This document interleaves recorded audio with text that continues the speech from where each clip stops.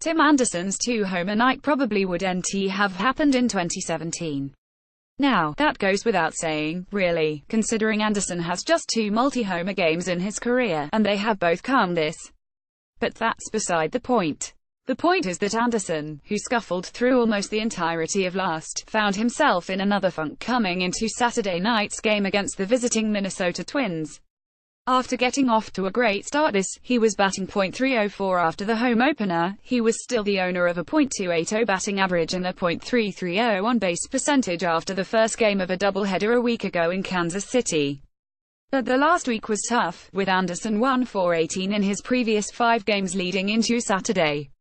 Well, he broke out of that slump in a big way Saturday, going 3 for 4 with 2 home runs, his 5th and 6th of a double, 3 runs scored and a pair of RBIs.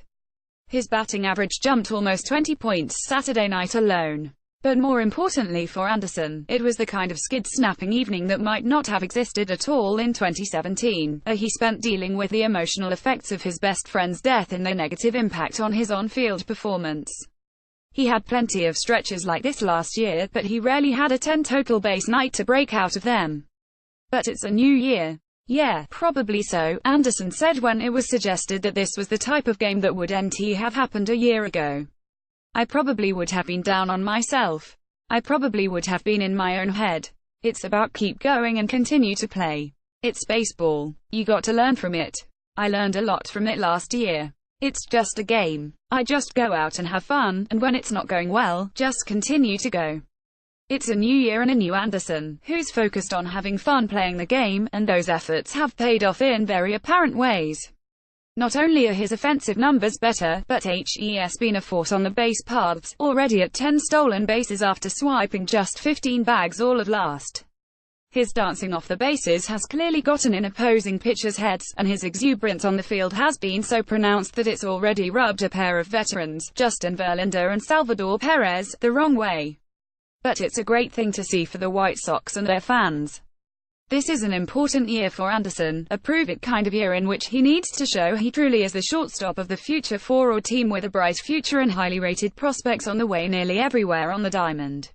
Anderson has first dibs on that shortstop spot for years to come, but his performance and production will determine that more than a penciled-out depth chart. So far, so good here in 2018.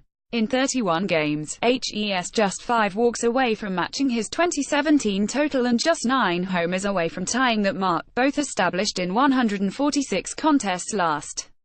He continues to show you a lot of growth, a lot more maturity, manager Rick Renteria said.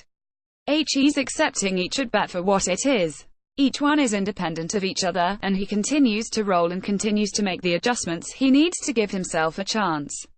He continues to improve, absolutely. Certainly, having the approaches he's having, the swings he puts on the baseball allow him to be able to do many things, whether it's drive the ball in the gap, hit the ball to right center field. He's got the type of ability to manage the barrel and he works on it. If you watch him take in batting practice, he really does work on going the other way. He works on turning on pitches he has 2 on the inner half of the plate. I think he's doing everything he can to put himself in as good a position as possible both on the offensive side and the defensive side.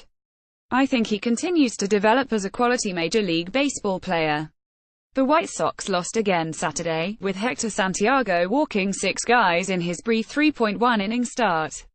But that's not the kind of thing that has much meaning for the long-term plans of this team.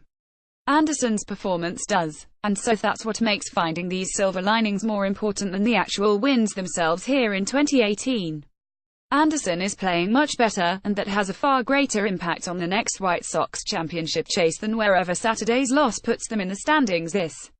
I'm seeing the ball. I'm locking in, seeing what these pitches are trying to do to me and taking some abs from last year definitely helping me this year, Anderson said.